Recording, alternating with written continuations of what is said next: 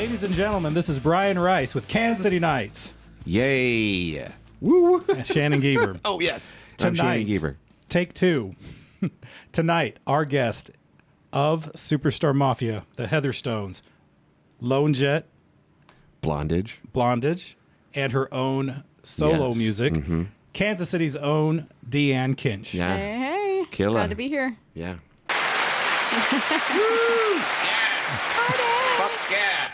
Anyway, I'll fine-tune that and edit. So we can cuss on here, huh? You can Hey. whatever. Okay, you just opened a whole Pandora's box for me. Yeah, no problem. The more. And, you're welcome to drink whiskey. I'm not drinking any tonight, but you're welcome to drink some. Yeah. I brought my favorite whiskey. Well, actually, I finished my favorite whiskey, which was an Old Forester 1920, but I've got a bottle of Old Forester 86, which is their entry level, but it's still good. Well, hold on to a little bit of that for me in 30 days from now. 'Cause right now, I'm on a no drinking for 30 days. All right. Okay, good luck. I mean, I'm drinking. I hope it goes fast. So, yeah, we are going to kind of revisit. We are from Augusta, Kansas. I was going to say Andover and then Americus, but that's outside of Emporia. Americus. Americus is outside of Emporia, Never heard of it. not Wichita. I am from America. Yeah. Yeah. Oh, we're going to need some proof of that. Oh. So, what got you? I mean, were you just a little kid and like, hey, 80s rock, I'm going to start singing this stuff, or what? How did it start? Great question. Well, I have two older brothers, and actually the song I just released on the 20th of September, the first line is 10 years old, surrounded by boys, my brothers and their big boy toys. Yeah. So they're a great introduction to my childhood. Was always surrounded by a lot of boys and constantly trying to keep up and prove myself, if you want to say. And one of the things that they were gracious enough to do, and I don't really know if it was just because they had the extra ticket or if my dad said, you're taking her, but he had an RV dealership. And so he had a lot of free tickets and free promotions because he did so much marketing through KFDI, the radio station in Wichita at the time. And so he would get these tickets in bulk and he'd give them to my brothers. And I think the deal is you can go, but you got to take your little sister with you. So they would plop me right down in the top 3 rows. We always had the best seats. And then they would disappear for 2 hours. Oh. And I was up there by myself, Wow. 14, 15, 16 years old. What's wrong with that? Nothing at all. I thought it was fantastic. What could go wrong? Nothing. With And that actually- scenario. Quick story, though. So I did that probably, I would say, at least, I'd say 14 of the largest 80s rock bands that came through Wichita. Everything from Def Leppard to Poison to Motley Crue. I mean, the whole, name it. The whole gamut there. of that era. Whitesnate. Yeah. Quite right. There you go. You could just keep going. Yeah, that would have been 87, 88. Exactly. It That was the peak of that era because Yep. And it was amazing. And funny story is that I was up there again by myself, dressed with my big hair because I thought I was so cool. And at the time, Poison, Bret Michaels. Bret Michaels' girlfriend was sitting over on the side of the Oh, stage. really? You know, they'd stand over to the right, large stage over to the right. And I'm sitting there and I know every word and I'm just singing. And she kind of looks at me, she waves. And I kind of looked behind me and I looked back again and she waved again and I waved and she goes gestured to me like, come here. So I went up to the side of the stage and she goes, come up here with me. And she sat with me on the side of the stage back behind and I got to watch the whole concert from the side. nice. Yeah, And it that's was fantastic. kick-ass. Did you get to meet the band afterward or did you have to go with the... No, I was too flipped. I was so young still. I was freaked out that my brothers would get mad at me because the big thing was like, we'll bring you. Don't you dare move from the spot. Like, you do not leave. Well, So- no, that would have been the ultimate burn, wouldn't it? Like, where were we at? I was backstage meeting Bret Michaels. Yeah. I would have been, yeah. I don't know if I was quite Then again, that I don't brave know at if that that time. would have been. I was definitely not that brave, but it was an amazing moment. I think that actually seared in my head how much I love entertainment. It's not such a fangirl piece. I mean, don't get me wrong. I fangirl, but I want to be on the stage. And I figured that out real quick, Right. real early, Yeah. is that I want to be the one up there entertaining, getting the crowd going, getting everybody excited about what's going to happen either next or what's about, I love that piece of it, the entertaining piece of it. Well, it shows. Oh, good. Yes. I'm glad. It translates then. It tracks. It works. So yeah, that was kind of when I say started. I would also say my mom was a huge influence. My dad too.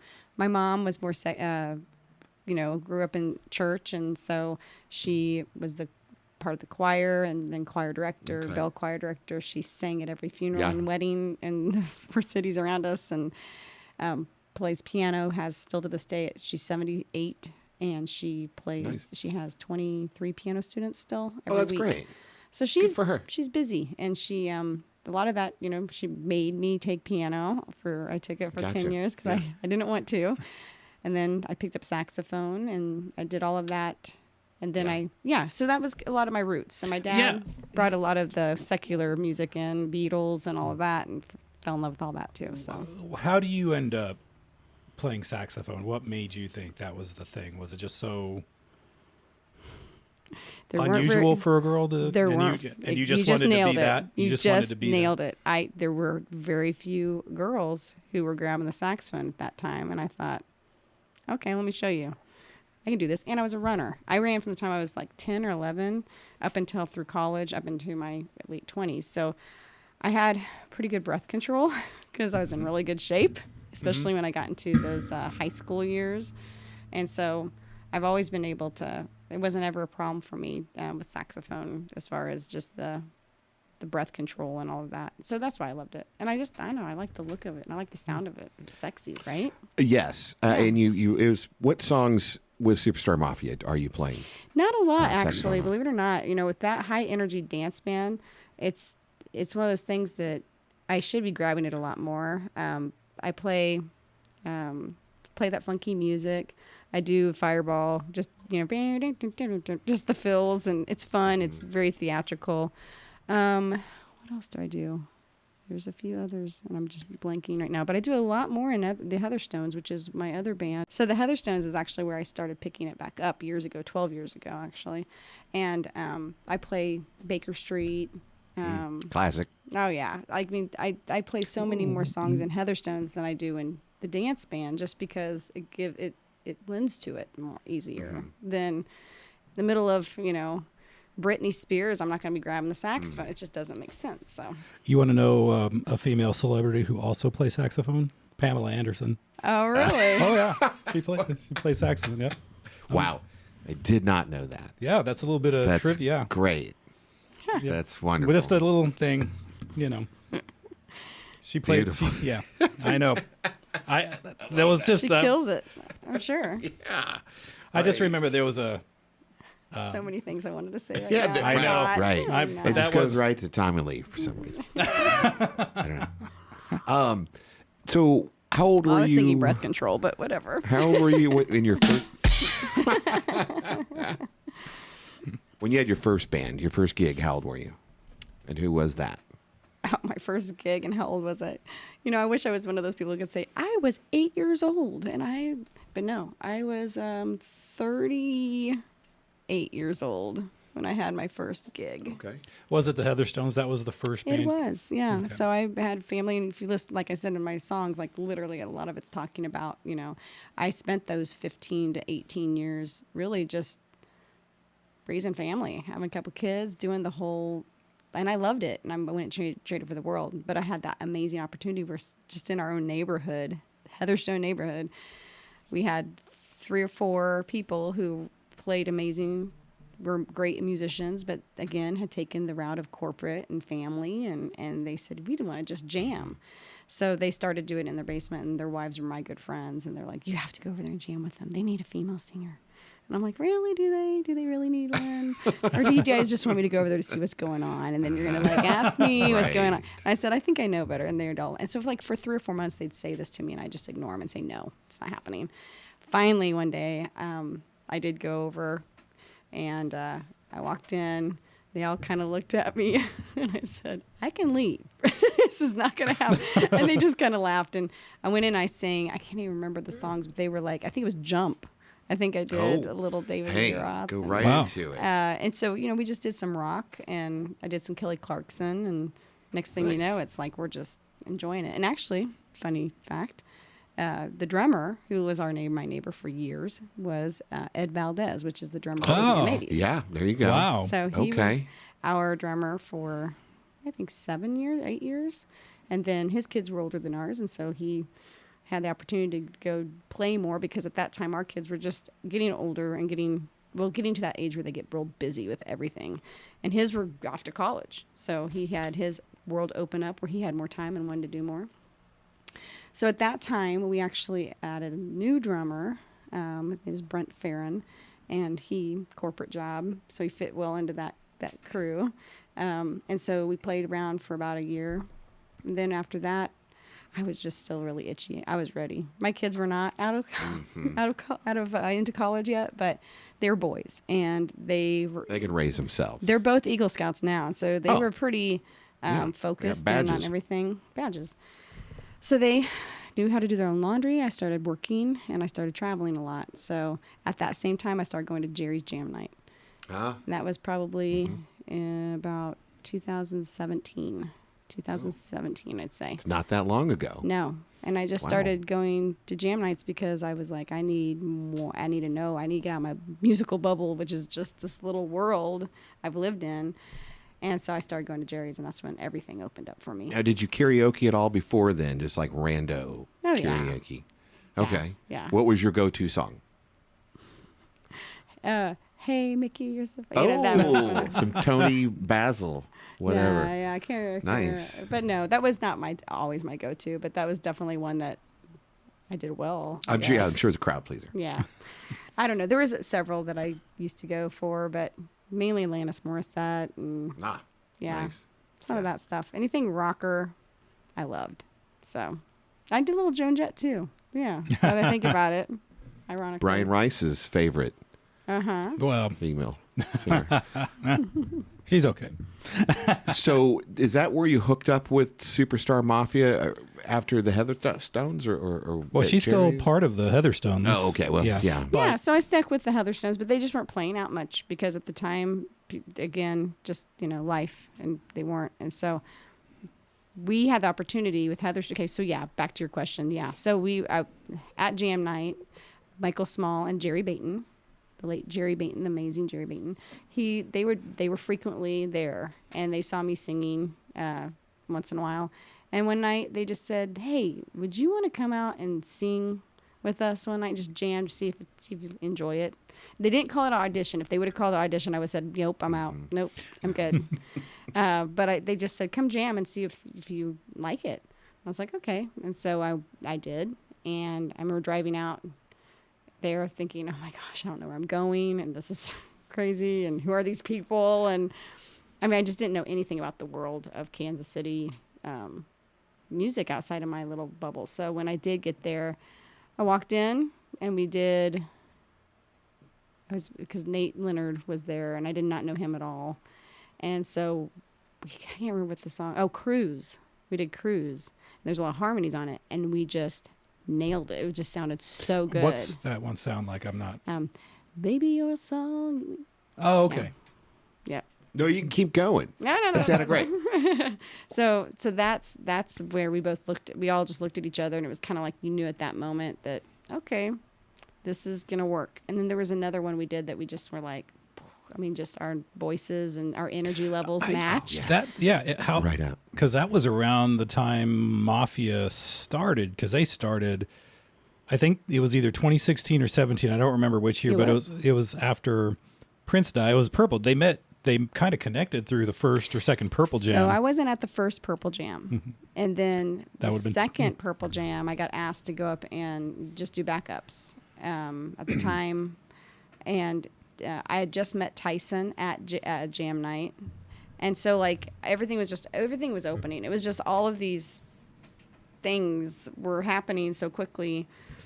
And I had just started on the second Purple Jam. So it was about, I want to say March of 2018. 17 was the second Purple Okay, Jam. March of 2017 is when I had gone and, I guess auditioned or whatever, and we immediately clicked.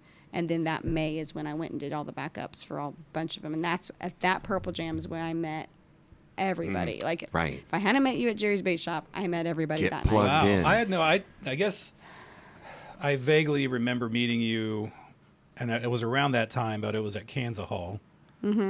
Yeah, I was going to everything I could to soak up everything I could at the time. Like, And it was around I didn't go out to buy. I didn't even know. I mean, I lived here for years, and I couldn't even get around Westport. Like, I didn't know Kansas City because I was so in a. It's not like somebody locked and keyed me in. It was just in my own world for so long. Being a mom. And my two kids wife, are amazing, so it was Sure. worth all that. Well, yes, I Yeah. could say that having met them and interacted with them, that you did a great job. Thank you. A fantastic job They're with them, and solid. They seem they strike me as being very solid kids, They are solid young kids. men. Good young men, yes. But they also, I did all this rock star stuff, like, this little mini rock star world I was living in. And I say rock star, like, it's in your own head sometimes, but you're living this little world, and they're watching their mom and they're just cracking up. They just loved it. They never made me feel like, oh, Mom, they weren't those kids. They've been cheering me on from the beginning. So it's pretty cool. That's really love neat. every bit of it. Yeah, that is really neat. Yeah. So, so 2016, 2017, where are we at? We're at 2023. So 6, 7 years. In my opinion, like, you are one of the female faces of Kansas City music right now. Yeah. Really? Definitely. And it's striking that your introduction to this scene is so recent. I mean, I think about it, it's like, I've known Deann forever. And I think it's like, well, 2018, 2017, it's not been that, in actual years, it's not been a long time. Yeah. But it's felt like, and maybe because I've been involved with the bands since 2005, 2006, I tend to lump everybody together. But when I sit down and think about just how long, like, wow, it's really not. Brian, I think that what I came into a time when all of a sudden we had several losses very fast in the Kansas City music community too, in that world, in the world that I was introduced into. There's so much more. It's funny, even now I'm like, there's so many people I don't know, and I'm meeting new every day that you think you know the scene and you don't know the scene. So that's why it's so important. Never think you know everybody. There's always another person, another rock to turn over. We got to remember that, Brian. We need to remember that advice. You will never stop this podcast. It will never be ending. But I do think back to that Jerry Baton. That really, he was everything that I needed to give me the confidence to do this thing that I was such a different world than what I was used to.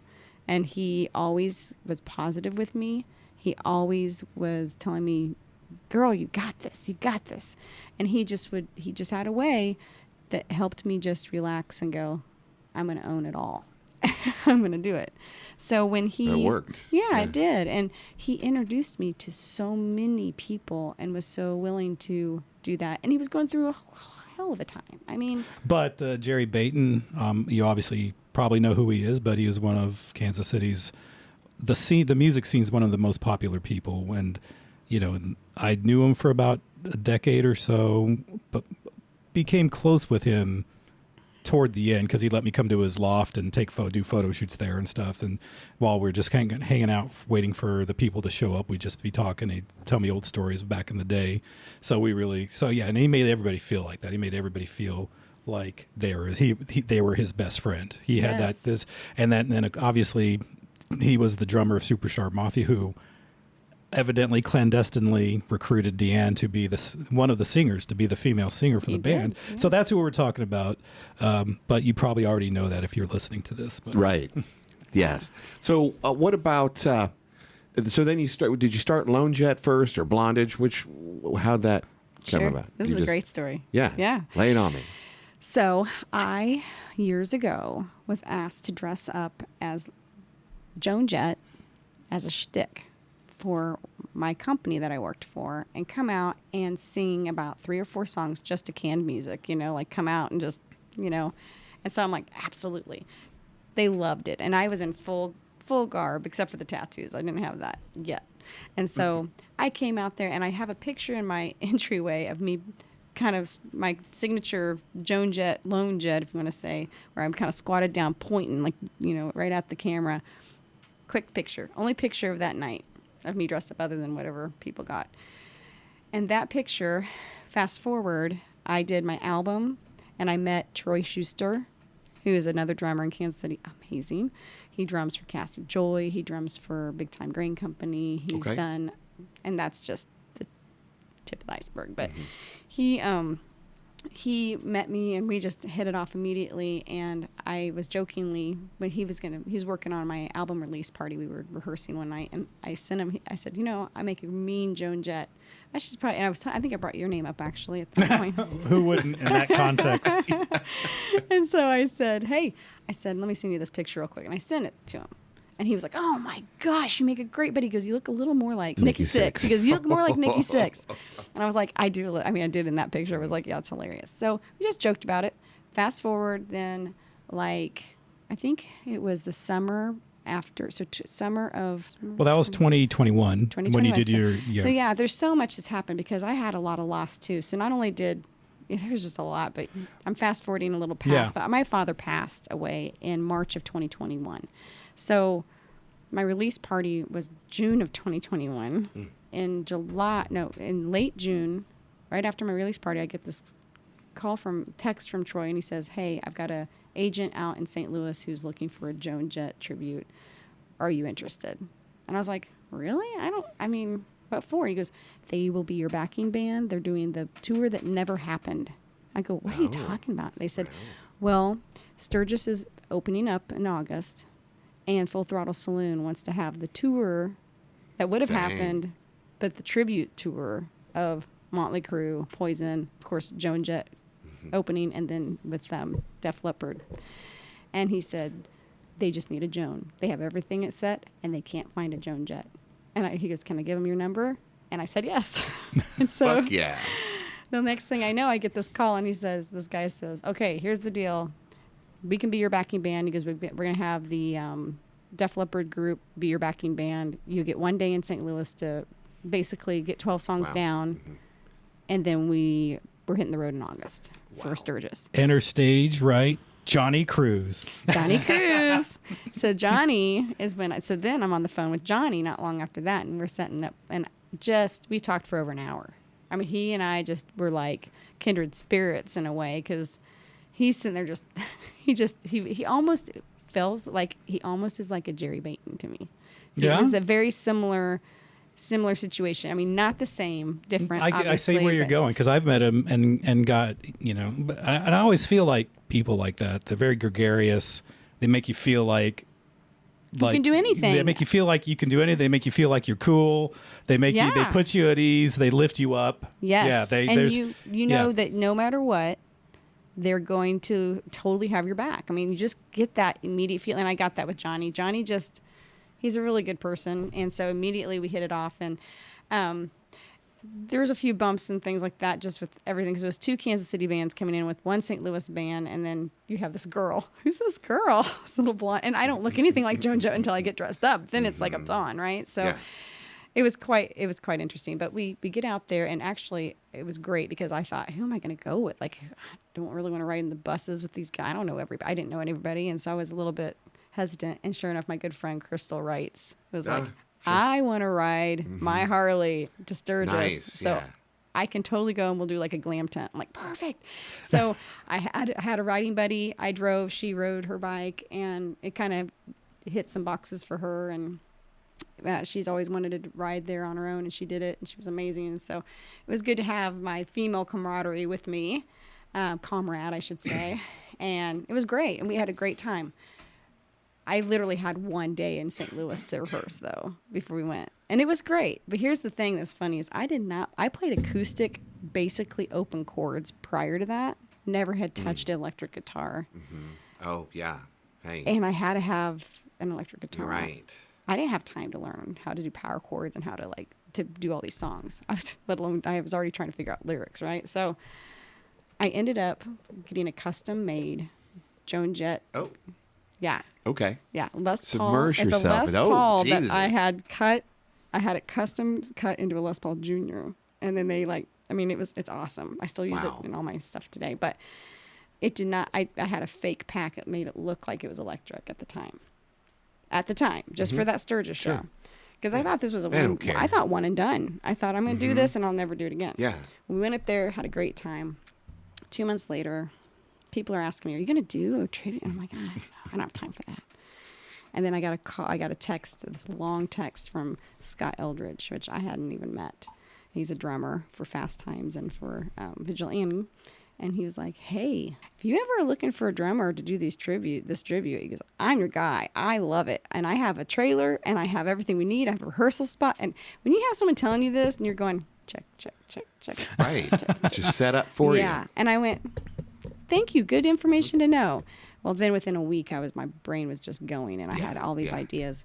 And so that's when I called Bruce. I got Bruce Haley on. And then, of course, my guitar player for Superstar Mafia, Joseph, he was all on board. So between the four of them, I knew those personalities would go well together.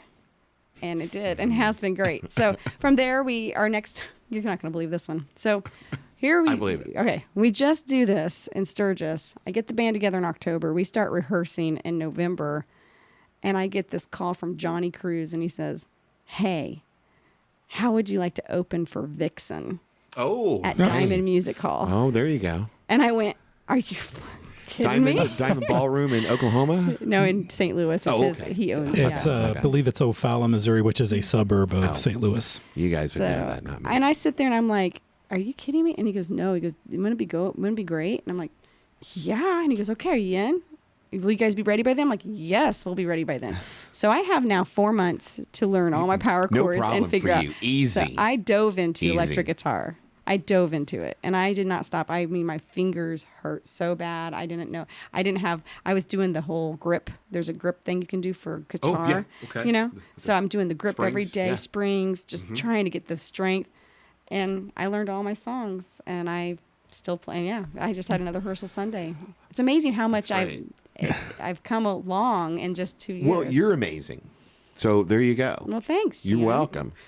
Quick correction. It's St. Peters, Missouri, not O'Fallon. Oh, okay. My OCD would not let me let go of that until I Producer looked it Brian. up. And this is Missouri, right? Yes. I wouldn't know. Yeah. Yes. I don't go far from Bonner So Springs. funniest thing about this though is so I know who's connected to Vixen, right? Tyson. Yeah, Tyson. Tyson Leslie. Right. Sure. But I Still. know, but I didn't just run off and go, "Hey Tyson, guess what?" I just kept it quiet. So all of a sudden I get this text about 2 months before the gig, and he goes, "Deann, what the hell? You're gonna be opening for Vixen?" I'm like, "Yeah." And he goes, "I didn't even know that." He goes, "You knew more about this than I did." He goes, "And I play with that band." He just got his go sheet type thing and said, "Oh, St. Louis and openers are, Lone Jet and the Broken Hearts, Kansas City." And he was just like, I couldn't believe it. And I said, "Everyone's going to think that you got me that gig." Everybody. No. And he goes, "Oh." And he goes, No. Maybe everybody, but I knowing that Johnny kind of books, right. yeah. But now the story's out. So anyway. Yes. But that's how that whole thing rolled out. And that's how our first 2 gigs were some of the biggest, to one of the biggest stages in the country that you could play on. He's really, I don't know.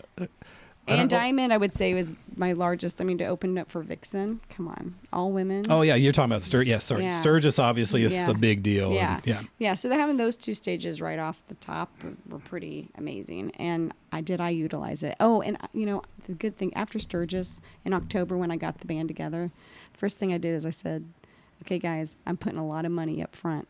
We're going to have a kick-ass video. We have to have the best promo video we can." And at the time I was just like, who do I go to? And somebody said, I can't remember who recommended it. They go, Paradise Productions. They do all of the Lost Wax and things like that, Jukebox Media. And I was like, okay, fine.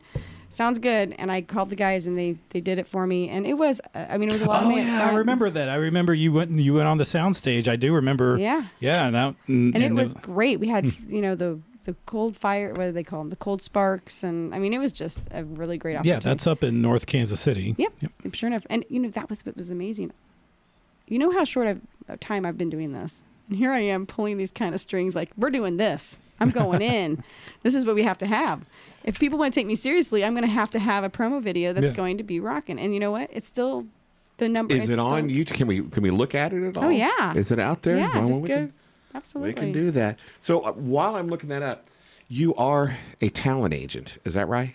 Yeah, booking agent. A booking talent agent. I think I for I think Generation Relevant Entertainment. Correct. How long yeah. you been doing that then? I mean, in 6 years. So, okay, back in, I think it was in 2016 is when I started working for Favorite Healthcare Staffing, and I was flying all over the country. I mean, I would be gone during the week, come home and gig on the weekends with Superstar Mafia. And it was 6 years of this. And in between, Crazy. it's like, hey, boys, did you make your dinner? Hey, did you do your laundry? I mean, and they did, and they were great. After my dad passed, I lasted about 1 year with healthcare because I just, post-COVID, and when I say post-COVID, it was still happening for that year after, right? Every conversation, every hospital dealt with, it was COVID. Oh, man. And Yeah. it was just, the PTSD I got from that was starting to weigh on me.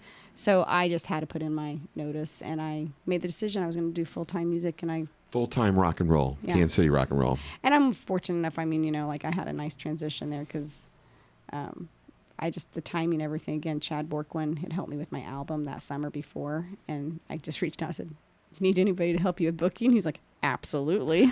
So the timing of it was amazing, and that's when I started. So it would have been March of 22. And by the way, for all of our listeners, loanjet.com or blondagekc.com. Every time you hear it, your nightmare begins. That's when I vanish. It's like, where'd he go? Right? Yeah.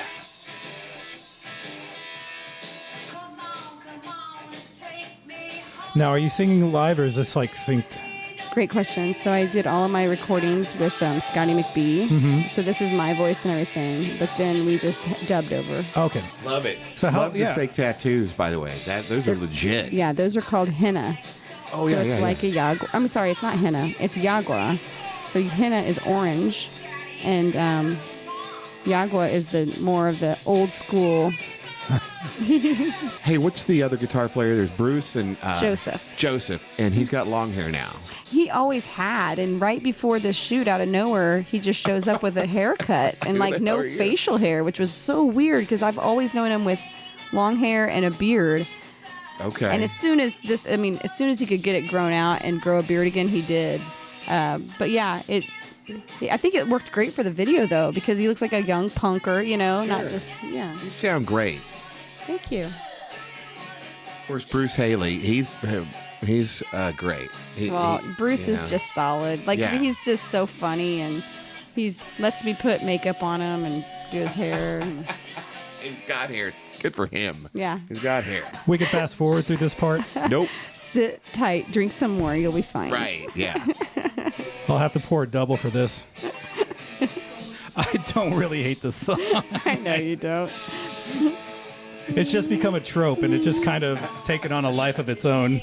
Absolutely. It's so fun to see Brian walk in, and it's immediately Scotty McBee goes, bum, bum. That's great. Even Colby's acoustic show at Grinders. Fantastic. He'll go into the opening riff of it. If I would have been there, I would have tipped him 20. That's, again, good shots on this video. Yeah, and they killed it. So I also have one for Blondage, KC, if you want to look that up, and it is by our one and only Brian Rice. Yeah, she decided to downgrade. I didn't downgrade. It was just at Knuckleheads, and I was like, you know what? I want to use a live stage for this. Yeah. And I did the same thing. I did all the recordings over at, and this was live. So the recordings were all done with all my bandmates at Scotty McBee's little studio, and we recorded everything, and then we just dubbed over. Well, we gave it all to Brian, and Brian. With the new album, where'd you record that? Sure. So the first, I have the first full album was done all remote in our own houses. We did all the instrumentation. We had people. Yeah, because that was during COVID, so everybody had to do it. Yeah, there it is. Yeah. Oh, that looks nice, Brian. He did a heck of a job. I loved it. I get so many compliments on it, actually. Well, yeah, the benefit of doing something like this is like I tried to sync the choruses, but Are these some of the outfits that she would wear? All of them are. Really? Yeah, I had that one made. The blue I had custom done. I will never wear it again, though. It felt like a diaper. Well. So weird. So let's segue into that. So at what stage did you decide you wanted to expand from Joan Jett and add another tribute? but what made you? I mean, obviously, it seems like Blondie would be the obvious one, but why Blondie as opposed to a Go-Go's or a Pat Benatar or something else? The Ramones or whatever. Assuming that you wanted to have a female. Right. Back to Johnny. Johnny is the Johnny master Cruz. I don't even know who this tribute. dude Yeah, well, is. so yeah, I've never met this let's guy. just get this out of the way real quick. But Johnny Cruz, he's a singer based in St. Louis, and he runs and he books this very popular place called Diamond Music Hall. He's actually part owner now too. Yeah. Okay. Yeah, and I was sort of confused as to whether but anyway, I've only met him a couple of times, and like I said, I was really he's exactly that kind of personality that you just sometimes you meet people and they have an aura that you just I like this person. This is all I like hanging out with him, and it just has that he has that vibe, and He's just gonna make sure he does. You're right. he does his main thing is Def Leppard tribute called Pyromaniacs, who, by the way, you guys are playing together I again will at plug that. Knuckleheads. December 1st. It's a December. Friday. Oh, it's December, not December May. 1st All this right, year. I'm Is there. it the same format? totally Is it the same Pretty format? similar to what we did last time, but it sold out last time. We're hoping we get the same response. I think a lot of people missed out on it last time, and It was a pretty packed house from what I remember. It was Awesome. 480 tickets sold, so that was good for the garage. I mean, for Yeah. me. So yeah, that was great. December, is that a Friday or a Saturday? It's a Friday. Friday, December 1st. Are you doing both your tributes or just the lone? Both. Okay, so Blondie, Watch then Lone out. Jet, and then Pyromaniacs, the Def Hello. Leppard tribute. Yes. Very So excited. there's That's a great. there we go. But yeah, so Johnny Cruz is sort of the singer, the mastermind. He also has. I also look want forward to. to I want to seeing see him. his Duran Duran tribute so bad. See, Oh, you and my. me both. I know. Wow. They He's have- asked me so many times to come up and do some of that, play saxophone. He wants me so bad he'd come up and do some saxophone on some different things, and I'm like, time is not my friend, and then I need time to practice. You That's are not a busy first thing. person. So Busy. back to Blondage. So yeah, so basically he texted me, said, "Hey, have you ever thought about a Blondie tribute?" I was like, I really love Blondie. I mean, I love Blondie, but I never really thought about, because I think it would be amazing because your voice lends to that. And I was like, So I started kind of listening and started singing, and I was like, oh my gosh, it would be great. I just didn't think I had that kind of depth at that time. I thought, gosh, I just want to get this. I want to just really dig into Joan Jett and like do this well, right? Well, then all of a sudden the Blondie thing came up, and I still stand by that. It worked out well for me. But, people It's just a couple. People are like, oh, Shania Twain. Oh, do this one and do that one. And I'm just like, Well, can I throw in real quick when you did the Olivia Newton-John at the most recent Purple Jam? That's when I've seen you play just a handful of times. Seriously, 2 or 3. But I was like, this gal is an entertainer. I mean, you are an absolute entertainer, and that was fantastic. You What hammed it did. up, and I loved it. Yes, everybody did. I knew I wasn't going to be able to do the vocal very well with moving. Like I had to move for that, but it was like, it wasn't about that for that night. People know that Yeah. song. They weren't looking for a perfect vocal. They wanted to see the whole physical. They wanted a memory. right. And you know what I provided Beautiful. for them? A memory they will never forget. Yeah. Wonderful. So thank you. Yeah, there are all kinds of women out there. Pink, I love Pink. We're not going to do a tribute to Pink yet. She's her own person. She's coming in October. I'm You can- going. oh, yeah. But I Hey, mean, nice. the point is that like, there's just somewhere you draw the line. For me, my line is too. I'm good on that right now. I want to take those and make sure everybody can see those. And there's a lot of opportunity. I have a really big move I made in 2024 already. I just signed a nice new contract for exclusivity for this. So Okay. it's going to be. What does that mean There we exactly, and with who? Is it still? I don't think it's. We could edit it out. No, We're we can breaking- make it. this is This is newsworthy. newsworthy. Yeah. Yeah. I just signed on, ironically enough, with Generation Relevant Entertainment. They will be doing all the booking exclusively for my tributes. Okay. Which Good. is huge because they've just gotten some other things, and I can't. It's not my That's all right. my breaking story to tell. They're But on the they've made ascent, some yeah. new moves themselves, which is why I went this direction, because it's gonna just take a lot of things off my plate when you're trying to do Sure. everything homegrown organically. Sometimes you miss out on a lot of opportunity. Yeah, and that's Chad's thing completely, isn't it? Or where does Generation Relevant Yeah. Entertainment is his. it's him and his brothers? Well, or, it's I believe it's his himself. Okay. But I believe Brett has the production company that's attached to it. okay, So good for him. He's a good guy. I want to say Storylight Studios.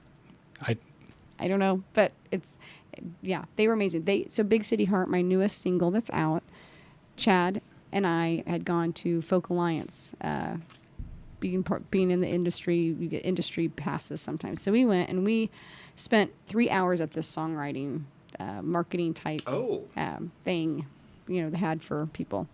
It was awesome. And one of the things that they had us do is take one of the things, you could use 3 to 5 words or something like that to quickly tell like a tagline of who you are as an artist type thing. And that was like, you've heard this before, right? Like descriptive words, but very short, just like do, or do, or do, boom, this is who I am in 3 words.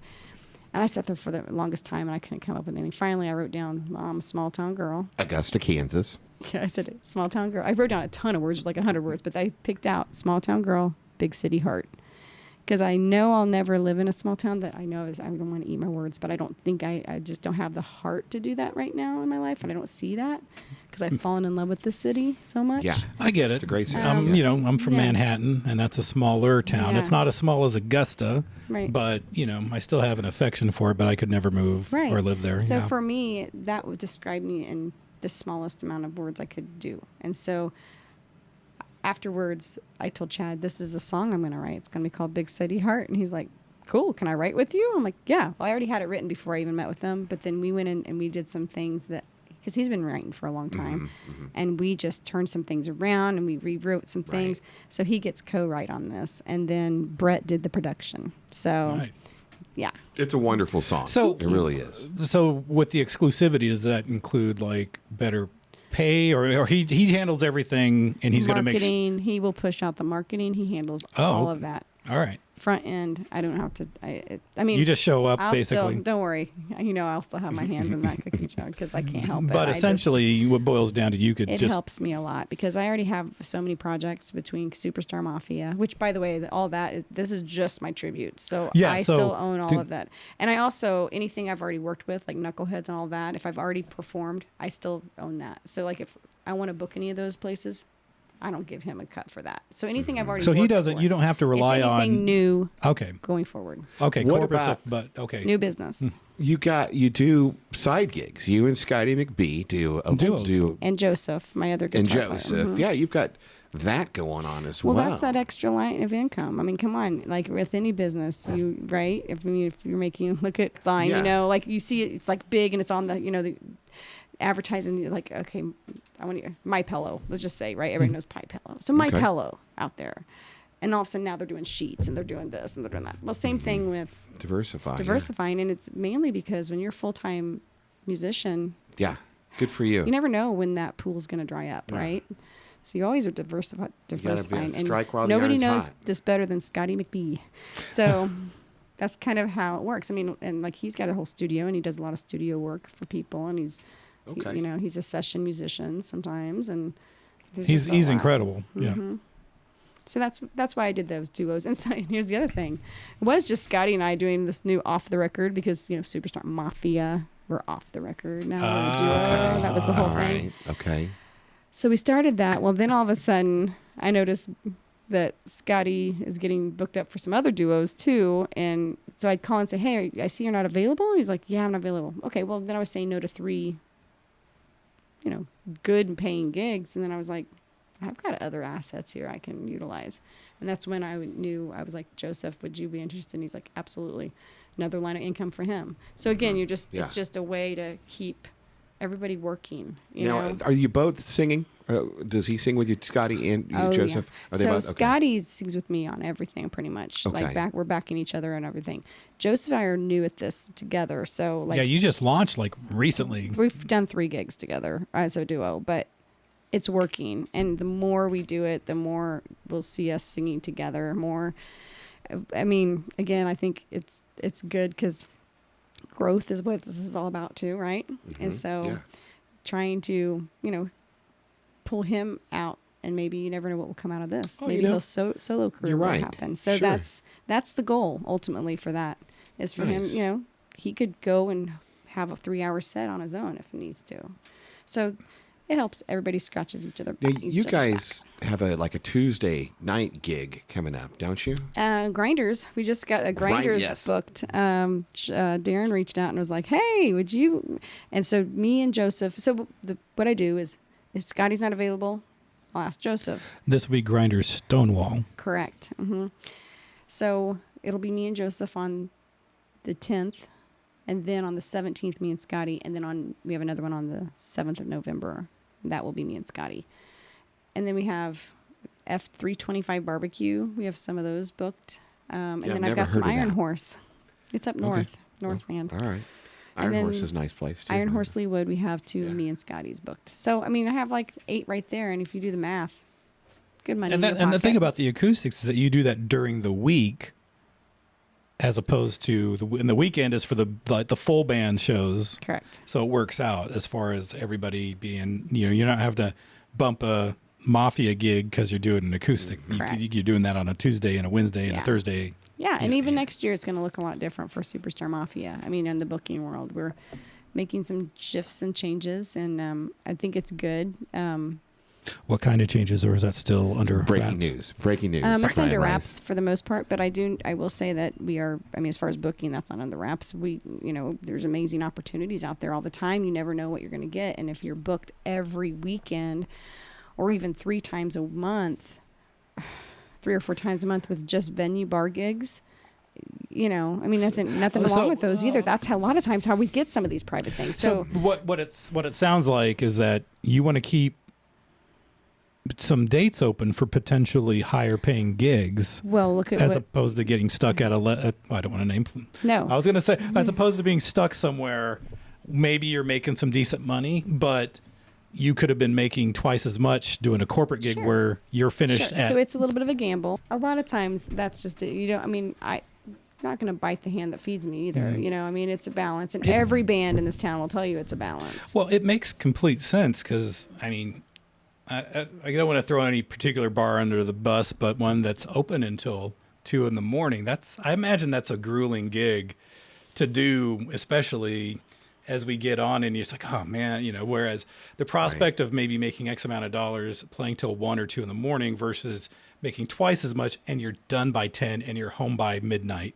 That's got to be something. So that sounds great, right? That Get sounds ready. like the dream, right? Yeah. But then on the flip side of that is you do that for 2 or 3 years, and the heartbeat of Kansas City, the people who are out there in the scene, forget about you because you are not present. You are not in the limelight, and it's not that doesn't matter. Maybe not to all bands, and there are some bands that literally have never had the other opposite way. There's some bands that are out there literally doing only private work, and they've only done it from the beginning of time, and you would never know their name, but they're out there making these private events, their festivals, Oh yeah, they're out there. I've encountered doing what I do as when I photograph events. I've ran into bands that are exactly what you're talking about. Like, who are these? I mean, they're really good and high production values. They got there's a horn section and girls scene, and it's very polished. It's like, did they fly these people in from out of town? I was like, oh, they're based in Kansas City. I'm like, oh, so yeah, I get, it makes perfect sense that you don't want to, Yeah, that's not what our band necessarily is, and that's not really necessarily what we're going for either. We're a band that Jerry Bainton started 7 years ago, and unfortunately, he passed away a year and a half in from, his battle of cancer, and we collectively, right after that funeral, had to decide what are we going to do. Yeah, I mean, do we want to keep doing this or what? And so, to pay homage to Jerry, we're going to do this. And he left, and we did, and it took off, and we're still doing it. And it's like, well, my understanding was that he not only gave you his blessing, but he encouraged you. I mean, I heard that this conversation took like keep doing it. We were in the hospital room, and we all had this conversation with him. My goodness. And he wanted us to be. He said, keep doing it, and he said, take all the equipment, do it all, and he said, and just do it for me. Well, I'm glad you heeded, because I think I do vaguely remember hearing that there was some doubt, and I don't know what was going to happen. But then I heard that he encouraged you to do it, and then I kind of knew, it's like, oh, if he gave his blessing and encouraged, they're going to keep doing it. He did, and then I remember I was still working for the healthcare company, and so I was out in Rhode Island And I was at a restaurant with clients, and they said, hey, can we take a quick call? Can you take a quick call? We got the band. And so we got everybody on the line. And Michael Small, our keyboardist, said, hey, we have to make some decisions here. Does everybody want to keep doing this? Jerry gave us a blessing. What do we want to do? And I was the first one. I said, I think we're idiots if we don't. And I think we will always regret if we don't. And I said, let's give it a year. Let's see how it goes. And if it just doesn't work out, we can say we did it at least. And then here we are 5 years later. So 5 years. Wait, 4 years. Yeah, 4 years. 4 years. Sorry, 4 years later. 2019. That's right. Yeah, it's.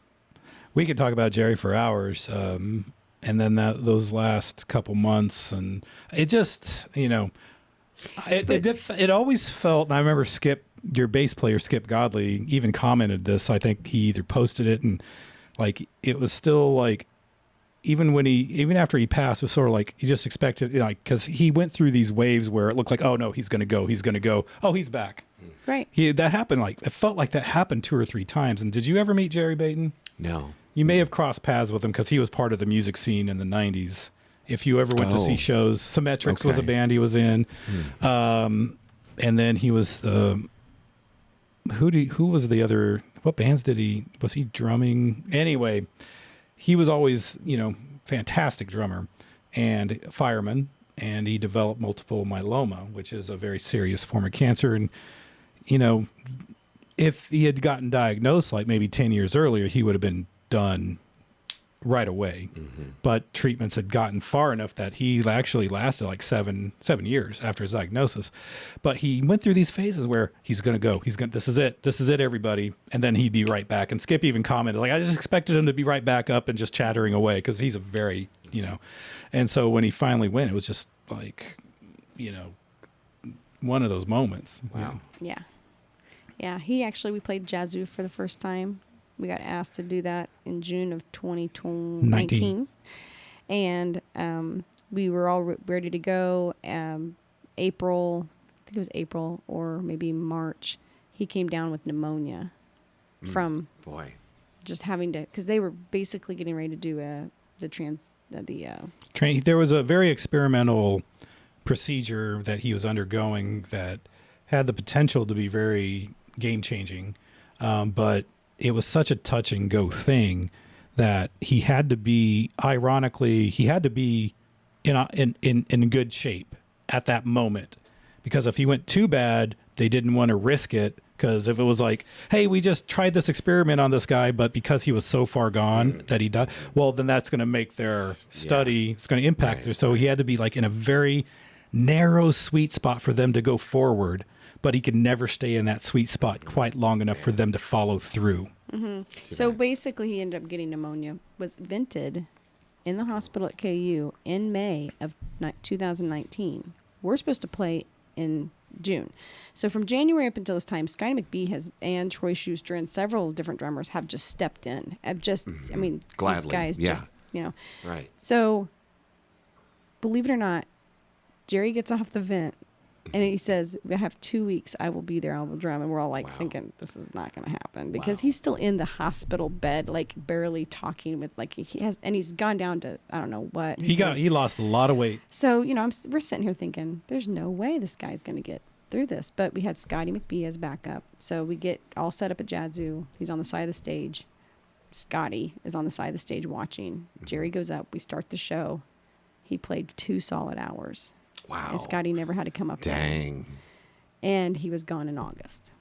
My goodness. So there's a great picture. But yeah, so that was that night. Well, it's great that you guys get to talk about him, bring him back from in the universe. Yeah, and you could see like he's, that's not his normal, like he because it's the first time you've seen him, but he's emaciated in that photo compared to other. He's a fireman, for goodness sake. Like this guy was, when I first met him, this was before the cancer came back. So he had fought it once and had gone in remission before I met him. So when I met him, he was at kind of that peak, like he is all buffed out. He was all feeling so good. And, so that's when I met him. And then anyway, I just had a song actually from my album, Play Them Cards. It's called If I Had Known. And I wrote that song during COVID about Marcy and Jerry, about the wow. relationship. Oh, okay. So that's what that whole song's about. And this is an album. This is your first. This is album, him with right? his sons in 2013. So you see him at how larger he is in that photo. Yeah. I'll overlay that. Yeah. So that song, I just happened to submit it to the Bluegrass Festival that we mentioned earlier. Yes. And it got the alternate Winfield. winner this year. Nice. And so I got to go Good for perform you. it. But that song is based on Jerry and Marcy. Well, If I had known. It's a very pretty song. And I'm sure it is. 2 years ago, one of the songs to attribute to my father, because of course, he passed in March of 2021.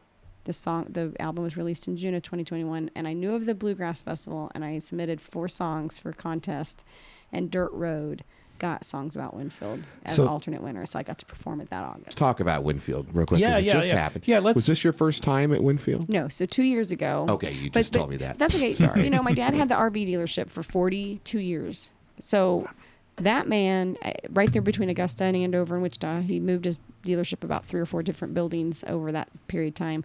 But he always would take for like 20 years of those span. And my dad's from Cambridge, which is 24 miles from Winfield. My grandpa taught at Winfield High School. My dad attended Winfield High School. Jeepers. In his junior year, they moved to Cheney, Kansas. But there's a lot in the museum. There is a picture of my dad at 8 years old holding a bobcat he had shot. Like, there's roots in that area for me. Yeah.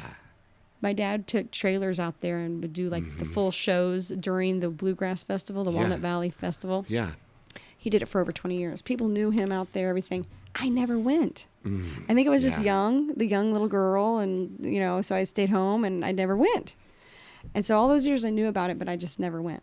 And then fast forward, I was like, I'm going to submit these songs. And then I got the one about Winfield, which talks about Grouse Creek, which is the creek that runs right through Winfield. Okay. So, All right. talk about serendipity, just those moments of constant, like, and I probably won't ever miss another year, just because it's. There you go. My dad's buried in the cemetery 10 miles from there. So like I can go back, enjoy music, do this whole thing, feel grounded, and go and visit and see. Bluegrass music on top of that. Exactly. So did you hit like stage 5? I saw you performed on stage 11, which is right up near That's the songwriter stage. You can only do originals on that stage. Okay. Then there's stage 5, there's stage 7, there's Fine Time stage. Did you hit those I did at it all? Yeah. Ah, great. So, wait, Man, so I wish I would have been there for that. That would have been just. So what were you doing down there? Because I'm Winfield. What was your connection again? I missed the Walnut Valley Bluegrass Festival. I went a few years. You went just because you dig it? What years were you there? Cool. 14, 15, 16, maybe even 13. Nice. Because it's a hike. I'm looking at it at the map right now, and it's actually like south of It's Wichita. almost So to the Oklahoma border. It's Right? 3.5 hour drive. refresh us on the first time you sang. When did you discover that singing was a thing that you had the ability to do? So yeah, in college, I had confidence issues with singing, and this is all my own fault. But my mom's voice is amazing. Like, I mean, she really does have the most beautiful voice, and it's gorgeous and such control. And so, as a little girl, I was always mesmerized by it.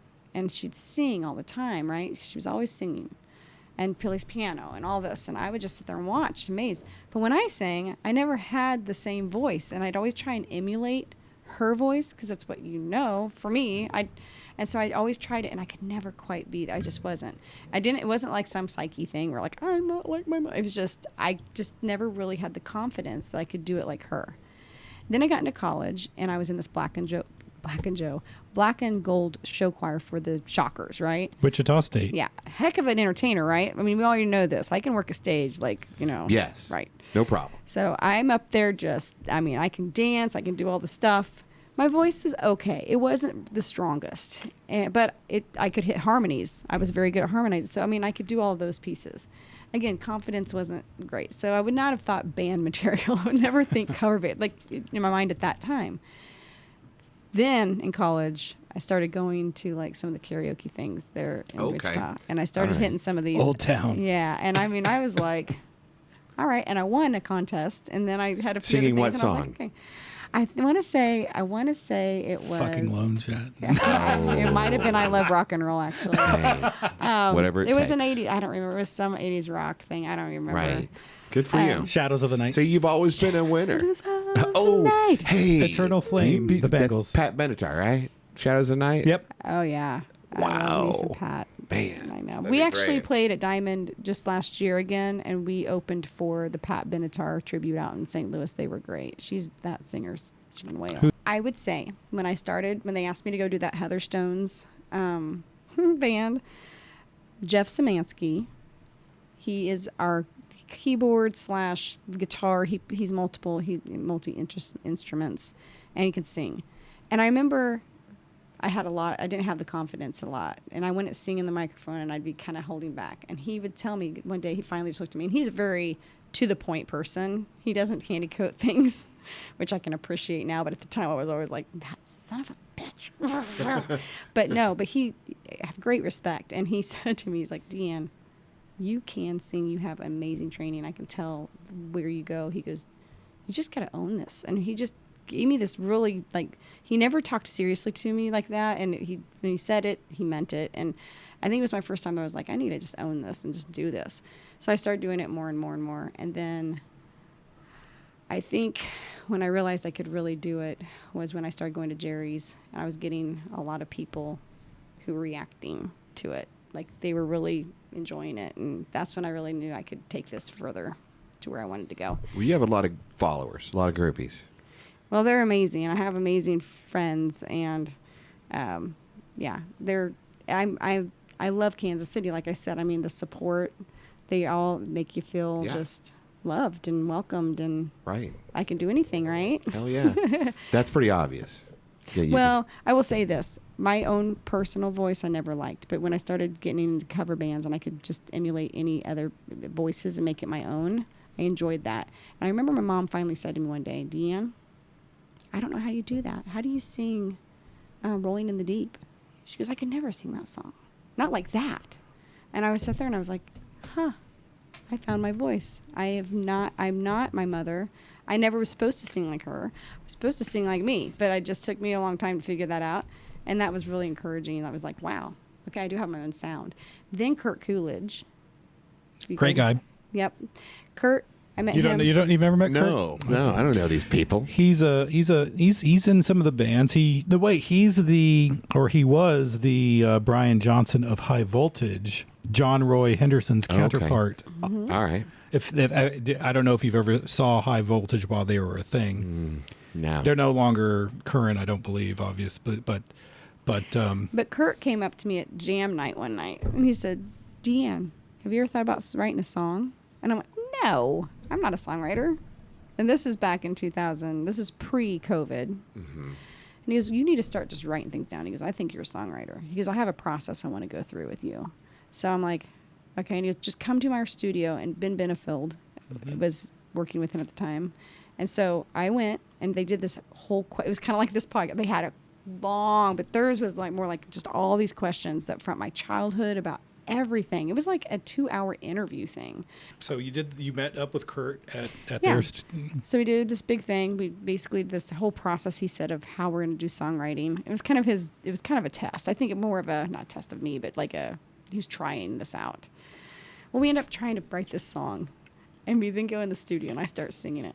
And I came out finally after about an hour of trying to sing this thing, and I said, I'm not doing this song. I hate it. It's terrible, and I will not put my name on it. What was it? I can't even tell you because it was so bad. But was it the vocals? Was it the cadence? Was it? It was the cadence. It was the subject matter. It was not me. Even though it was supposed to be me, it was not me. And I just said, I can't do this. And he literally looked at me and he goes, no problem. He goes, let's scratch it. Let's walk away from it. And he goes, let's try something next week. He goes, that's fine. He goes, no problem. And they'd spend an hour in there with me, and I was just like, this is ridiculous. I did not have any connection to the song. And I thought, nope, I don't want to do it. Why am I wasting my time? I knew it didn't sound right in my head. Like it was not right. And and I didn't even realize this at the time, but one thing Kurt told me later, Kurt had told me later, he said, one reason I had no problem with you walking out of that, he goes, is because this is forever. This is a new thing coming into the universe, and you're going to listen to this. If we record it and we put it out there for the world to listen to, 10 years from now, you're going to listen to this, and if you hate any part of that, it's always going to be there. And you're going to hate that you put your name on it. Right. And he said, the fact you came out and you just said it, Deann, he goes, you're going to be a great songwriter because you're going to be able to put things quickly to bed and say, nope, or you're going to know what's right. And I thought, oh, wow. So it's kind of part of the learning process. You know what I mean? But I'm impressed that you felt comfortable enough to say, I am not feeling this, as opposed to, I think my instinct would have been to just go along. It would have been hard for me to say, unless it was just, maybe I could have gotten to a point where I would have been like, this isn't, nope. Sorry, guys. But my instinct would have been to like go along and get along. Yeah, sure. So for you to be like, nope, and for you to feel comfortable and confident enough to say, no, guys, it's not going to, and not worry about hurting feelings. Right. Welcome to my door into my confidence that I have today. Because all of that was processed. Hell yeah. That's why I'm able to say, when I say to people or I talk to people, or if I know when to say no or when to go, yeah, I'm in. It's all of this process. That led me then 2 days later, I woke up in the morning to make pancakes for my kids, and I walked downstairs and I had this tune in my head. And it literally went, I'm a siren, baby. I'm going to make you roar. I'm a siren, baby. I'll get you through the door. I'll get you what you want. You'll give me what I need. Let's get together, baby. I'm going to make you scream. And it's this whole song, and it just was in my head. And I'm like, Corbin, get paper now. I need to write this down. 30 minutes later, I had the whole song. I sang it into the phone. I sent it to Kurt, and he goes, come over Saturday. We're recording this. We love it. Dang. And so Ben did all of the music electronically. There was no live instruments. It was all his own, Ben's pretty amazing producer, and he does like movie scores and all that stuff. And so he did all of it. I came over and we recorded it all within a couple hours. And I remember having Chipotle after. And it's called Siren, and you can find that on it's out there on Spotify and everywhere. Is it on YouTube? Can I pull it up right now? Is Small Town Girl YouTube Big music. City Hair? YouTube music. I don't know if I have it on, you know what I mean? Like if you have. But that was a rock. That was like not country, right? So that was kind of me still trying to figure out what I wanted my voice to sound like. And what my voice really sounded like, because what have I been doing for all those years before? All those years, only 5 or 6. But the small window I was doing was covers, right? So I'm to emulate everybody else's sound. So this song was written from the perspective of being on the stage, of being up on stage. It sounds like just a song about sex, but it's not. It's a song about like being up on stage and pulling everybody in and pushing them back and going home and going to bed.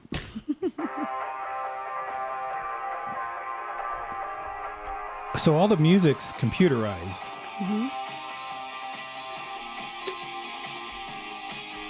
Are you considering doing a version where you have live music, live instruments for this?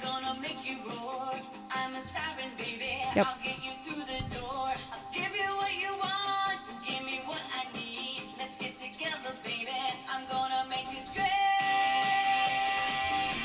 There's a drop in this that's so awesome. It just dropped. Boom. It's just so cool. Is the whole album kind of rock? This is just a single. Oh, just, okay. It meant to be an album, but...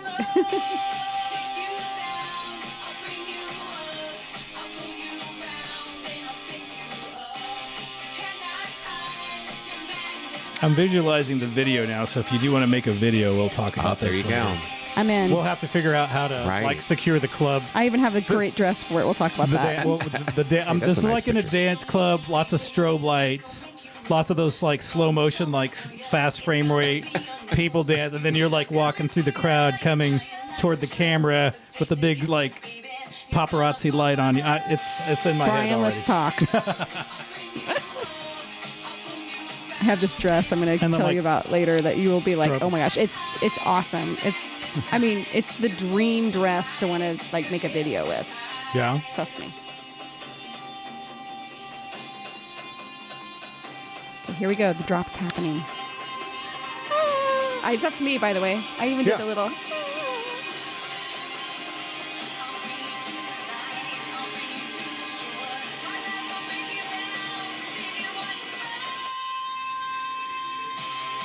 There you go. That drives. Love it.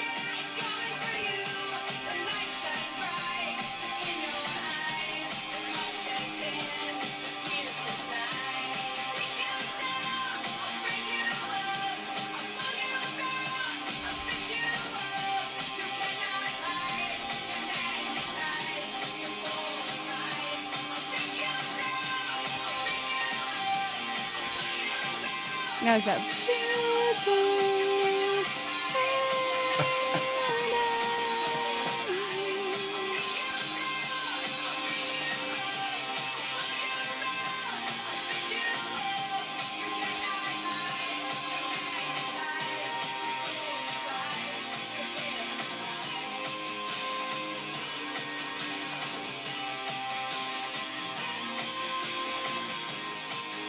This is phenomenal. Thank you. I really want to hear a version with live instruments, though. Okay. Right. You know, that's Need what make I want to that hear. happen. That's what I want to hear. But I'm really very strong Garbage, Shirley Manson. Oh, Wow. yeah. That's probably one of my favorite bands. So I'm very. So this is really a big piece of who I am. But what COVID brought out was really this other side. A lot of people, whenever I sing, say, "Oh, Deann, you have such a country vibe to your voice. You could totally do." And the reality is that when I started writing, it was a lot of times on the plane when I was traveling. After this song, I was up in the plane so much, and I started writing songs about childhood and things like that. I don't know, and I do think it was foreshadowing to my dad passing. I think there was a lot foreshadowing in all those songs because so much had happened. Jerry and Craig Summy, and all of this, and then my dad. So it was just, it's like all that had to come out, and what went was that country vibe that I have naturally in my voice. So that's what his this though is my heart too, because this here really there's so much here that I wanted to make this. I had a whole thing in my head that I wanted to do for an album, but time in my life at that time was not the right time. Let's talk about, so you mentioned a dress that you wore.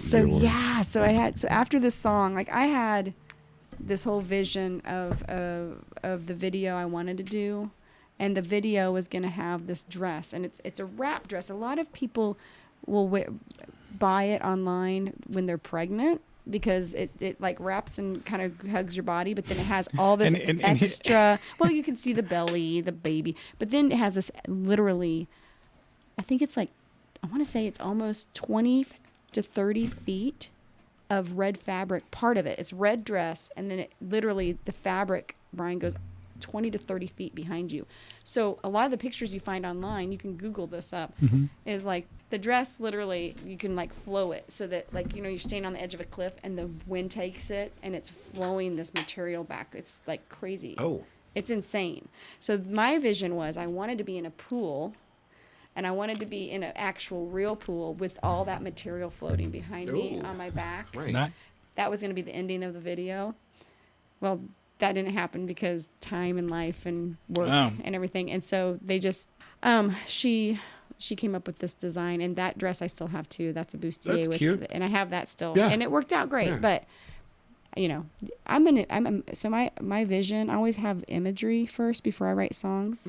Hey. So I always have image first, and then the lyrics and things came out. So when I was writing Siren up there making pancakes with my kids, I literally had a vision of a cliff and just this power woman with this dress that was behind her for, 20, 30 feet flowing. And she's just, I'm a siren, baby. And I had this vision. And that's how I felt up on stage, because a lot of nights I'm up there, just doing my thing. I'm getting people in the door. And that's in the song, I'll get you through the door. Yeah. I'll make you roar, make you scream, make you have fun, and then I'll spit you out, basically, because I'm going to go home and I have to start my life over tomorrow. Right. So it just was this whole imagery I had. I would be remiss if I didn't mention the jacket, the coat you're wearing for your new song, your promo picture.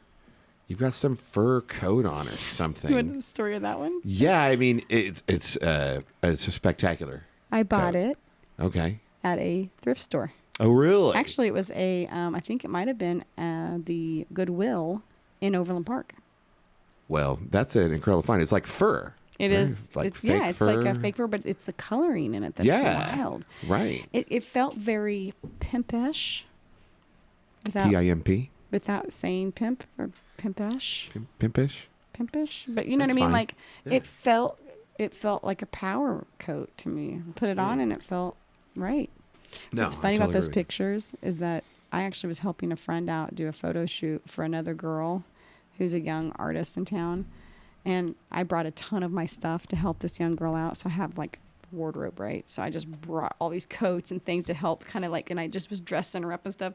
And then in between, I'm like, oh my gosh, the city's beautiful. And I sat back and I go, look at that. Picture got snapped. And the city line is right there and the sun setting. And it was just like, that's my song. That's my picture for Big City Heart. I've got to look at that again then. There's one of me sitting down too that I have there. I'm just laying down like this. But that one, I was like, man, that sunset. I go, look at that. I said, that is beautiful. And I looked out this way and boom, the picture got snapped. So it made the cover.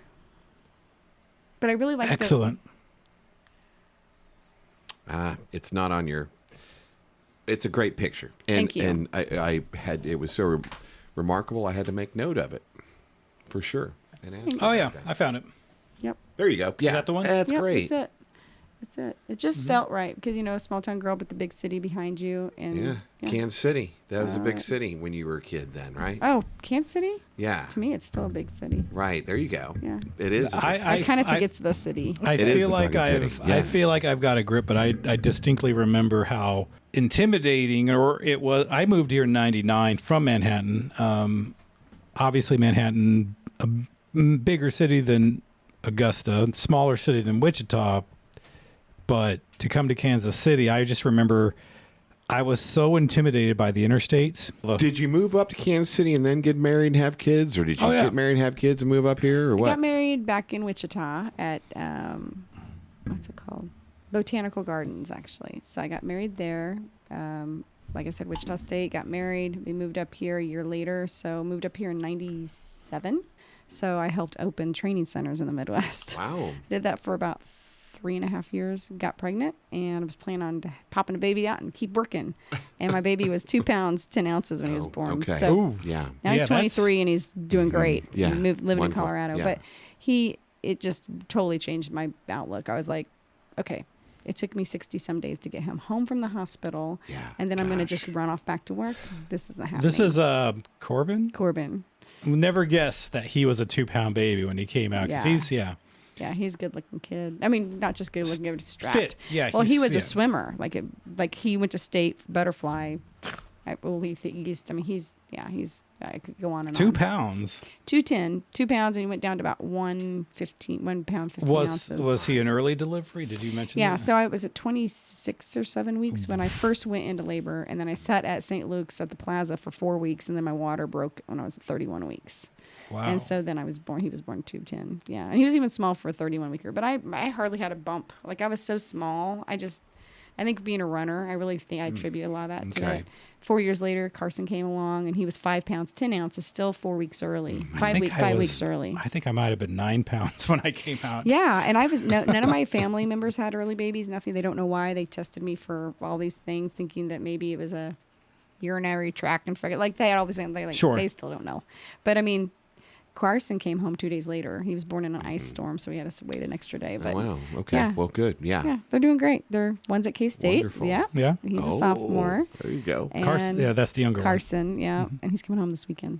And then the other one just he graduated from Pitt State, and he's a marketing director for a large church in Montrose, Colorado. Grace Wow. Community. So he's loving Great. life. Yeah, he That's loves wonderful. I had a cat named Carson. Just No FYI, way. I really did. Swear to God. it. Carson's a cool name. Yeah. He was a cool You know, cat. Corbin named Carson.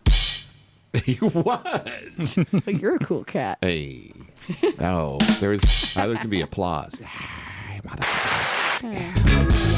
Oh, wait, hold on. We're going down a whole different road now. Superstar Mafia. I need to add the wah wah wah to one of these. You could program those to be That what would you be want. fantastic.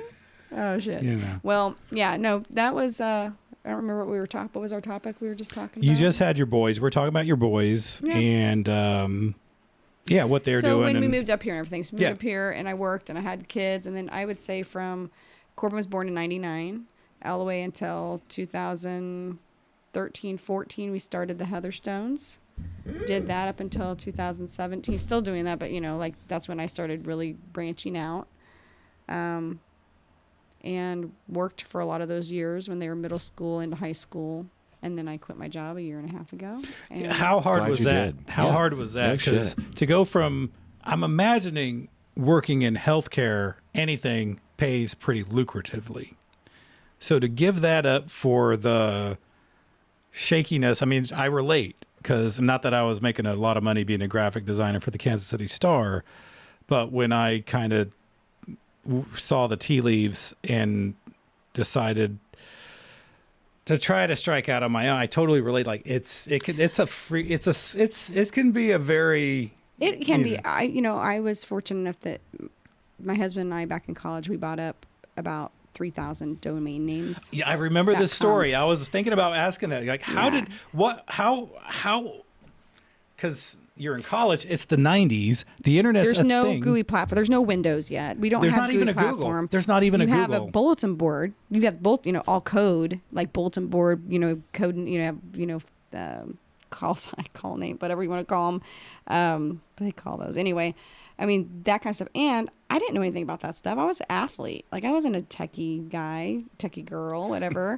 Oh, so But I mean, Shane was, yeah. So okay, Shane, so yeah, so I was like, how can you possibly be that prescient to know that? Hey, this is a thing. Well, he we knew need to because get. he was on the up and up. He was on that bulletin board all the time. Like, he was like Shane being your husband. Yes. And so he was all into like all that. And so I remember walking in one day to his early on dating him and walked into the bathroom at his fraternity, and there was these little post notes all over, and there was just this little teeny window you could see your face, but there was literally post notes over with a little teeny scratch. You couldn't understand it, looked alien. And I thought, okay, this guy's either brilliant or he's a serial killer, and I gotta figure this shit out real fast. Or a brilliant serial And killer. so, but then he started explaining .coms and explaining what that looked like. And so we would print out .matrix on .matrix. We would print out this large list of every domain that was available. And we would go through it at a Mexican restaurant. And we'd highlight literally every name we thought would be a real winner. And then we started purchasing. And then within the first 2 years of our marriage, we kept purchasing. And then within the first 5, and he was working for Utilicorp at the time in Kansas City. Okay, sure. And then he went from there and he helped build up Everest. Okay. He did all their platform, like all their floor, like all the sun equipment, everything that built that company.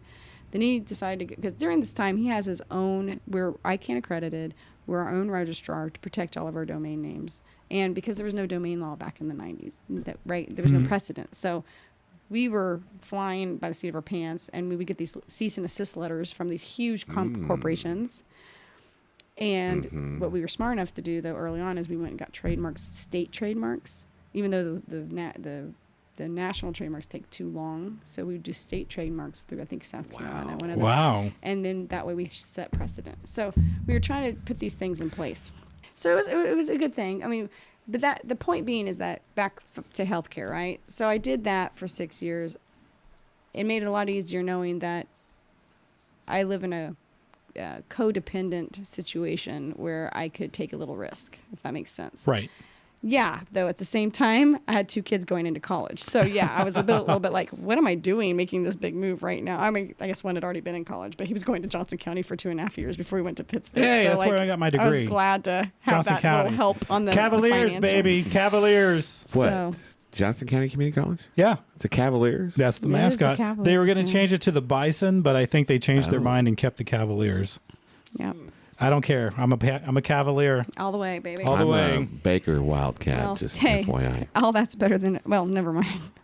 I love the Shockers, but I don't know what the hell that thing is, but it's sure cute, I guess. I mean, No. at least you have like an actual Wheat like, shocker. Yeah, wheat Oh. shocker. I guess the thunderstorms Wheat in the spring or shocker. something. Shocker. It's a Yeah, shocker. the Right. official is the Wichita State Yeah, Wheat I've seen it. Shockers. It's crazy haired dude, black. It's the crazy hair, sweatshirt, and right. he looks like he's a He's gone stalk of through hay. a lot of changes. I think he's had a lot of work done. So, but anyway, so that's kind of how it was. It made it a lot easier. But for me, it was a mental break I was almost ready to have. So for me, it was kind of like this point where it was like, okay, I don't really care about the money cut. I mean, I'm not a high maintenance girl anyway. I mean, you may think I am, but I'm not. Well, I think I don't get my nails done. My nails are as short as they get, and I do my own nails you for gotta play Joan guitar and Jett. shit. Right. Yeah. So I don't like. I do have my a lot nails of with my maintenance. teeth. Hey, do you? Oh, we'll cut that out. Do you? Do you do your own tattoos? Then are you? Do you? It's when henna. they're- Yeah. It's a great question. So for early on, I didn't know what to do, right? Because I was like, I gotta be authentic. So I started Googling, and I called this lady out of Olathe, and she is a true Indian artist, henna tattoo artist, and she does there's like maybe 2 or 3 in the city that are really good. She's one of them, and so she had me come into her place, and she did them, and I was blown away. It was so easy. So then fast forward, that was expensive. I mean, it gets expensive when you start really playing. So she came up with that she would make templates where I just put it on, and I just take it's just done in ink so that I can ink the template on. Then she gave me the actual ink. This is a plant based. Right. So, yeah. right. And it's in like this little cone. So then now I just do it in the mirror myself. Wow. I do my own template, and then I do it myself, let it dry completely, and then it flakes off, and then the next day it comes to the serve. It's like, it kind of like this little deep dive. And it's like 2 weeks and it's gone. Yep. Exactly. Right. Yeah. That's great. I love it. That's great. So it's almost like you're almost kissed. You're putting on your makeup. You're like Johnny Rampage. Oh, a I little just bit. love Johnny. Johnny, I got the opportunity to get to know them better with KCDC because they went out to Minnesota with us in June. Oh, yeah. And we opened for them. Right. I booked that. How did that go over? Oh, it was great. Yeah. It went really well. Yeah. And it's funny because I got that gig from Sturgis. I met this couple there, and they were like, we love Joan Jett. We have this huge festival in Minnesota every year. Would you guys come out? And I'm like, so she got me in touch with the talent buyer, and I sent all of our stuff, and they said, do you have enough material for 3 hours? I said, not really. I only have enough. I have Blondie and I have Lone Jet. 2 hours. They said, well, we want a big headliner. I said, I got your back. So I sent them literally like 3 or 4 tributes here in Kansas City that were big. And that's kind of the shopping they do. And they shopped and they picked KCDC. Nice. So KCDC won it out. So Great lineup. Yeah. You should do that here. You guys should do I know. a knucklehead gig. Yeah. Whatever. Yeah, I need to do that. That might be something for mid 2024. Might talk to Frank about that one. Yes. Yeah. This probably will get edited out, but I did a podcast a couple weeks ago. I was the guest. I was the subject. Nice. I'm blanking on his name because I've been drinking too much whiskey. Oh, Bobby there you Care. go. Bobby Okay. Care. Always Be Cool podcast. Bob Jovi. He interviewed Frank. Yes, and I listened to that. I listened to that whole thing too. Did you listen? Absolutely. I listened to it. Yeah, he would. I'll refer you to him because that would be a great podcast for you to do as well. I've worked. It's funny because Bobby and I we've talked quite a bit in the past, and yeah, he's been a good friend, good guy. He played Soulshine played before the Zero Saturday at the Plaza Art Fair and everything. Yeah. First time I ever heard them, and they were fantastic. Good. They were amazing. That's awesome. They're playing for the captain's 10-year anniversary party coming up. So an FYI, I just posted. Any questions for Deann before we finish recording? Ask now. I'm trying to tag all the people I could think of that would have questions, but we shall see. We'll try to. Okay. This is a new twist I decided to ask. We'll see what happens in the next. We're getting interactive before the next 10 to 15 minutes. Actually, so my Big City Heart, we just found out I'm gonna on November 11th, I believe is the Saturday.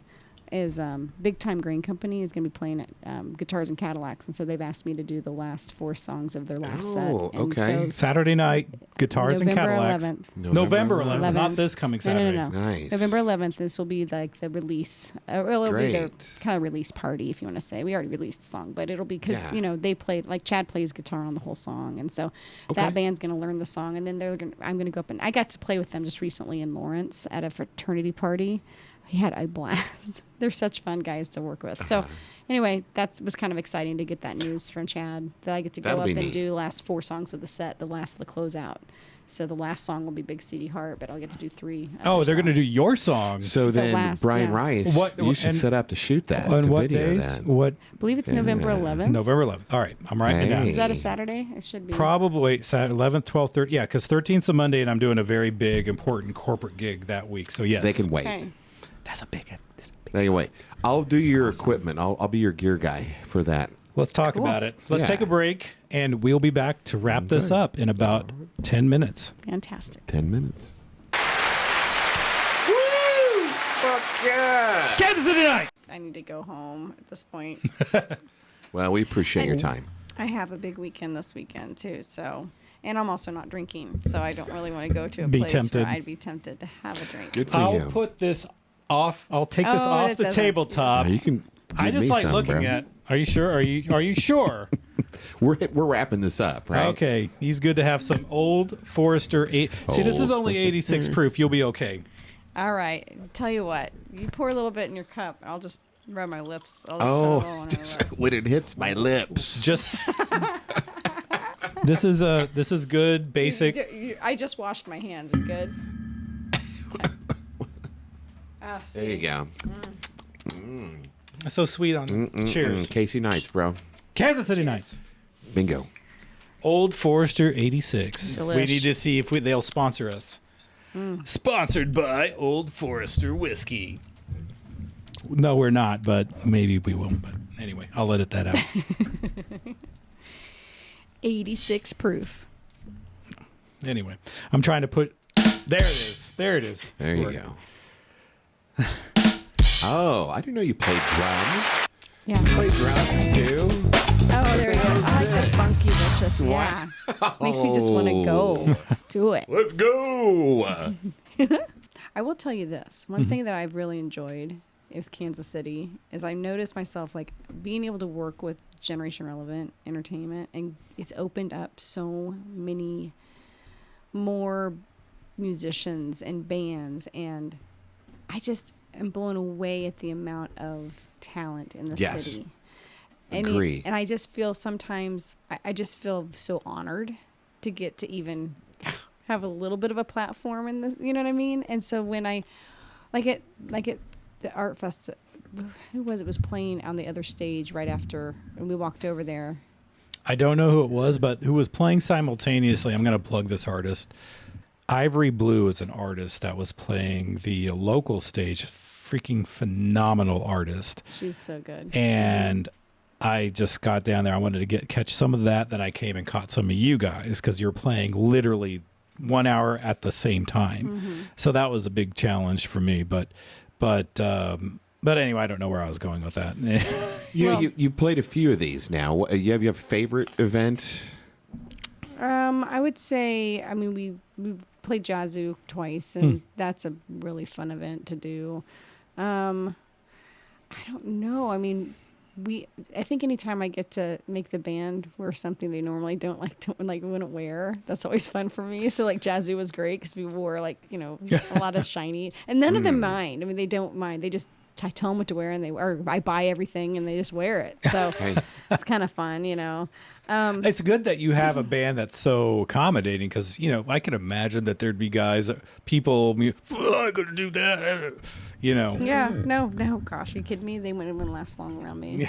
But The first time I actually met you was Superstar Mafia was at Hollywood Casino, and it was Halloween. I remember that. And Yeah. you were wearing this little Star Trek outfit, and I was like, "Oh dear Lord Jesus Christ!"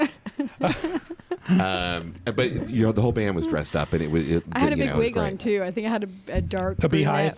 brunette wig. With Was the it a Vulcan beehive ears. of the era? No, it was The beehive hairdo? No, it wasn't. It was not beehive. No. And she had the Vulcan ears going on. It's like, which is, I promise, and I've told you this before, but I will not yell, "You're so fucking hot" at your shows to you anymore. I'm appropriate now. That was inappropriate That's back a then. condition of the restraining order appropriate being now. lifted. Yes, right, exactly. So I will not do that. I promise not to do that anymore. No, I remember that So this line of conversation reminds me of the time that you gave your husband a lap dance at a mafia show at Jerry's Bait Shop, and I posted the photo with the comment, and after that, the attendance skyrocketed at Superstar Mafia. Yeah, that was the moment. It was his birthday, and you did Happy Birthday, and it did. incorporated some extracurricular. Yeah. That's a special moment, right? Those are the moments that define kind of like what people remember. And the funny thing about that is people didn't know my husband from Bob. So they were like, wow, he so was your lead singer now is you're giving lap Right. dances, blah, blah, Out of blah. the And crowd. What made him so look? Yeah. Yeah. Fuck So that guy. started a great rumor Fuck around that guy. town, I'm sure. Fucking asshole. Brian Rice. There's children listening. No, they're not. No, they're not. They'll be good. It set a good tone. I guess it's like anything. It's like the beginning of a movie that has a great sex scene, right? Let me check to see if anybody's asked a question yet. Okay. I thought of this too late, so I don't know. Nobody's commenting yet. Blah, blah, blah. Actually, if you want to go to my website, deannofficial.com. Very good. On Yes. there, it'll have the music I have put out. It also has all the information on the tributes. And so it's a quick way to kind of know a little bit more about me, my bio. Ladies and gentlemen, Deann Kinsch. Hey, so great. Thank you And with so that, much for being welcome. here. We Thank you for appreciate having you. me. You've been very you accommodating. are so pushing- talented. You work so hard, and I don't know much about music, but I truly appreciate what you do. You're quite an entertainer. Thank you, Shannon. You're Thank welcome. you for having me. Ladies and gentlemen, Deann Kinsch. And at some point this fall, you will get to listen to this. But until then, take care.